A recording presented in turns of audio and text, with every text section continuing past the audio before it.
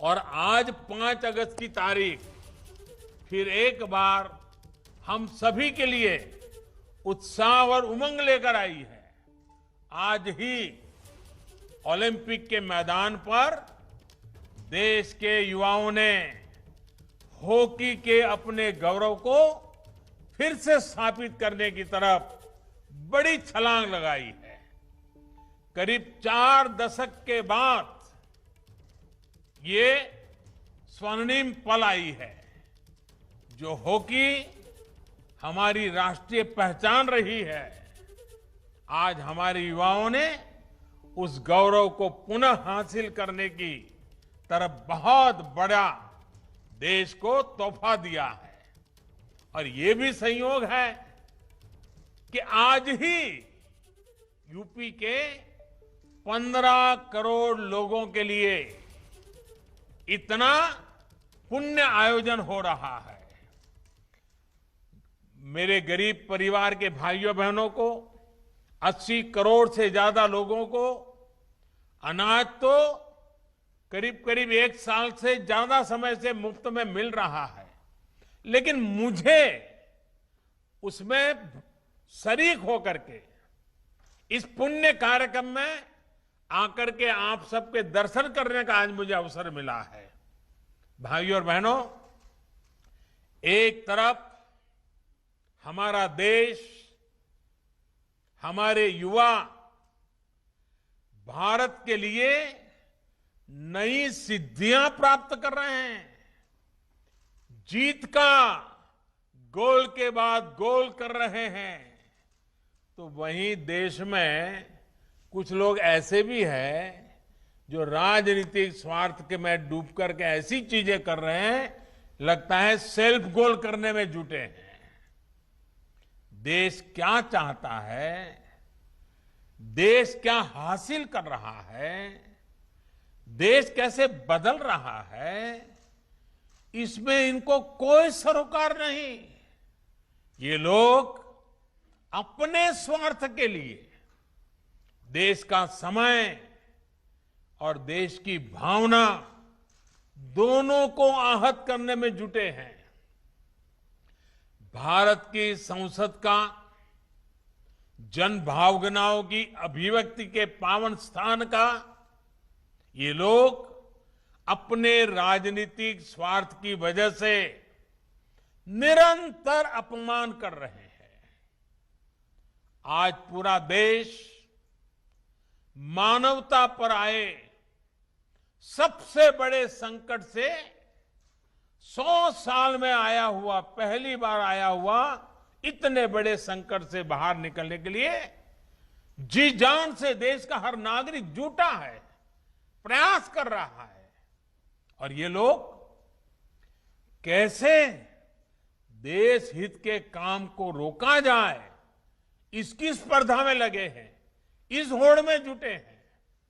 लेकिन साथियों, ये महान देश, इस देश की महान जनता ऐसी स्वार्थ और देश हित विरोधी राजनीति का बंधक नहीं बन सकता। ये लोग देश को, देश के विकास को रोकने की कितनी भी कोशिश कर लें, ये देश इनसे रुकने वाला नहीं है। वो संसद को रोकने की कोशिश कर रहे हैं, लेकिन 130 करोड़ की जनता देश को रुकने न देने में लगे हुए हैं। हर कठिनाई को चुनौती देते हुए देश हर मोर्चे पर तेजी से आगे बढ़ रहा है। सिर्फ बीते कुछ हफ्तों के कीर्तिमान ही देखें और जरा देखिए, जब देश नए कीर्तिमान स्थापित कर रहा था और कुछ लोग दिल्ली में संसद को रोकने में लगे हुए थे, कुछ ही हफ्तों में जो हमने कीर्तिमान देखे, तो भारतीयों का सामर्थ्य और सफलता चारों तरफ नजर आता है। ओलंपिक में अभूतपूर्व प्रदर्शन को पूरा देश उत्साहपूर्वक देख रहा है। भारत टीकाकरण के मामले में भी 50 करोड़ के पड़ाव के बिल्कुल दरवाजे पर आकर के खड़ा हो गया है। देखते ही देखते उसको भी पार कर जाएगा। इस कोरोना कालखंड में भी भारतीयों का उद्यम नए प्रतिमान गढ़ रहा है। जुलाई में जीएसटी का कलेक्शन हो या हमारा एक्सपोर्ट हो, ये नई ऊंचाई छू रहे हैं। जुलाई में 1,16,000 करोड़ रुपए का जीएसटी कलेक्शन होना, ये बताता है कि अर्थव्यवस्था गति पकड़ रही है। वहीं आजादी के बाद पहली बार किसी एक महीने में भारत का एक्सपोर्ट 2.5 लाख करोड़ से भी ज्यादा हो गया। 2.5 लाख करोड़ से भी पार कर गया। 2.5 लाख करोड़ रुपए से पार होना आजादी के बाद पहली बार इस महीने में हुआ है। कृषि निर्यात में हम दशकों बाद दुनिया के टॉप 10 देशों में शामिल हुए हैं। भारत तक कृषि प्रधान देश कहा जाता है, लेकिन दशकों बाद टॉप 10 में हमारा नाम आया है। भारत का गौरव, देश का पहला मेक इन इंडिया विमान वाहक पोत, मेड इन इंडिया विमान वाहक पोत विक्रांत समंदर में अपना ट्रायल शुरू कर चुका है। हर चुनौती को चुनौती देते हुए भारत ने लद्दाख में दुनिया की सबसे ऊंची मोटरेबल रोड का निर्माण पूरा किया है। हाल ही में भारत ने ई-रूपी लॉन्च किया है, जो आने वाले समय में डिजिटल इंडिया को मजबूती देगा और वेलफेयर स्कीम को बिल्कुल टारगेटेड और पर्पज को परिपूर्ण करेगा। साथियों, जो लोग सिर्फ अपने पद के लिए परेशान हैं, वो अब भारत को रोक नहीं सकते। नया भारत पद नहीं, पदक जीत करके दुनिया में छा रहा है। नए भारत में आगे बढ़ने का मार्ग परिवार नहीं, बल्कि परिश्रम से तय होगा। और इसलिए आज भारत का युवा कह रहा है, भारत चल पड़ा है। भारत का युवा चल पड़ा है। साथियों, इस कड़ी में योगी जी और उनकी सरकार ने जो आज का ये कार्यक्रम रखा है, वो और भी महत्वपूर्ण हो जाता है। इस मुश्किल समय में एक भी गरीब ऐसा न हो जिसके घर में राशन न हो, ये सुनिश्चित करना बहुत जरूरी है। साथियों, 100 साल का ये सबसे बड़ा संकट सिर्फ महामारी का ही नहीं है, बल्कि इसने कई मोर्चों पर देश और दुनिया की अरबों की आबादी को, पूरी मानव जात को अपनी चपेट में लिया है और वो एक सबसे बड़ी चुनौतियां पैदा की है।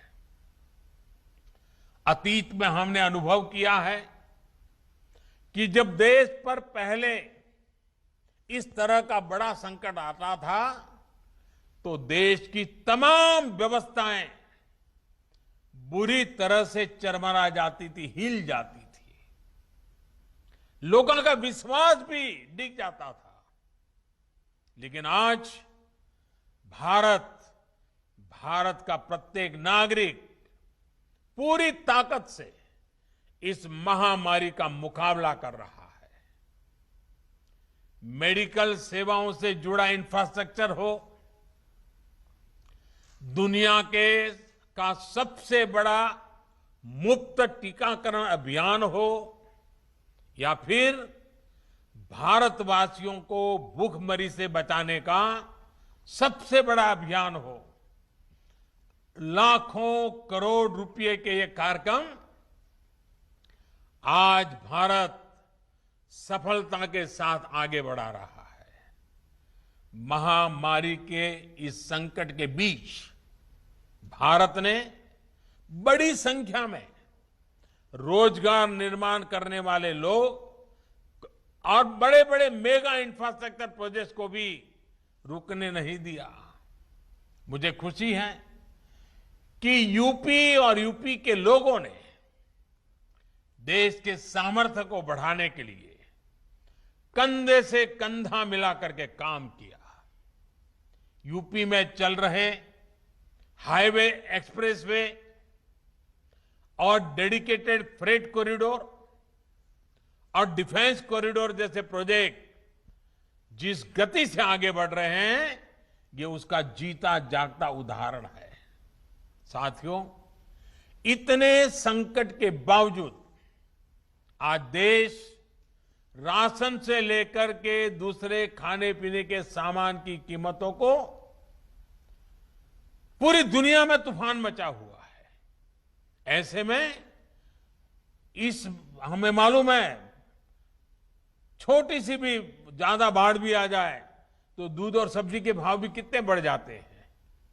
थोड़ी भी असुविधा हो तो महंगाई कितनी बढ़ जाती है। हमारे सामने भी बड़ी चुनौती है, लेकिन मैं मेरे गरीब मध्यम वर्ग के भाई बहनों को विश्वास दिलाता हूं, हम पूरी कोशिश कर रहे हैं ताकि इसको नियंत्रण में हम रख पाए, और ये भी आप सबके सहयोग से संभव होने वाला है। कोरोना काल में भी खेती और इससे जुड़े कामों को रुकने नहीं दिया गया, उन्हें पूरी सतर्कता के साथ जारी रखा गया। किसानों को बीज से लेकर खाद तक और फिर उपज बेचने तक समस्याएं ना हो, इसके लिए उचित प्रबंध किए गए। परिणाम ये हुआ कि हमारे किसानों ने रिकॉर्ड उत्पादन किया और सरकार ने भी एमएसपी पर खरीद के लिए खरीदने के नए रिकॉर्ड स्थापित किए हैं। और हमारे योगी जी की सरकार ने तो बीते 4 सालों में एमएसपी पर खरीद में हर साल नए नए रिकॉर्ड बनाए हैं। यूपी में इस साल गेहूं और धान की खरीदी में पिछले वर्ष की तुलना में लगभग 2 गुनी संख्या में किसानों को एमएसपी का लाभ पहुंचा है। यूपी के 13 लाख से अधिक किसान परिवारों को उनकी उपज का लगभग 24,000 करोड़ रुपए सीधे उनके बैंक अकाउंट में पहुंचाया गया है।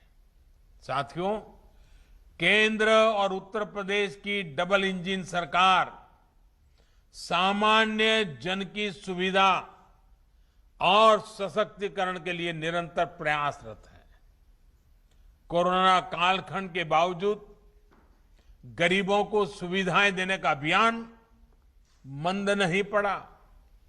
यूपी में अभी तक 17 लाख से अधिक ग्रामीण और शहरी गरीब परिवारों को अपने पक्के घर स्वीकृत हो चुके हैं। लाखों गरीब परिवारों को घर में ही शौचालय की सुविधा मिली है। लगभग 1.5 करोड़ गरीब परिवारों को उज्ज्वला के तहत मुफ्त गैस कनेक्शन और लाखों परिवारों को बिजली कनेक्शन दिए गए हैं। हर घर जल पहुंचाने का मिशन भी यूपी में तेज गति से आगे बढ़ रहा है। बीते 2 सालों के भीतर यूपी में 27 लाख ग्रामीण परिवारों तक पाइप से पानी पहुंचाया जा चुका है। भाइयों और बहनों, डबल इंजन की सरकार ने यह सुनिश्चित किया है कि गरीबों, दलितों, पिछड़ों, आदिवासियों के लिए बनी योजनाएं जमीन पर तेजी से लागू हो। पीएम स्वनिधि योजना भी इसका एक बड़ा उदाहरण है। कोरोना से बनी परिस्थितियों में, इस कोरोना के कारण जो परिस्थितियां बनी, रेहड़ी पटरी ठेला लगाने वाले बहन भाइयों की आजीविका फिर से पटरी पर आए, इसके लिए उनको बैंकों से जोड़ा गया है। बहुत कम समय में ही इस योजना के तहत यूपी के लगभग 10 लाख साथियों को इसका लाभ देने की प्रक्रिया शुरू हुई है। साथियों, बीते दशकों में उत्तर प्रदेश की हमेशा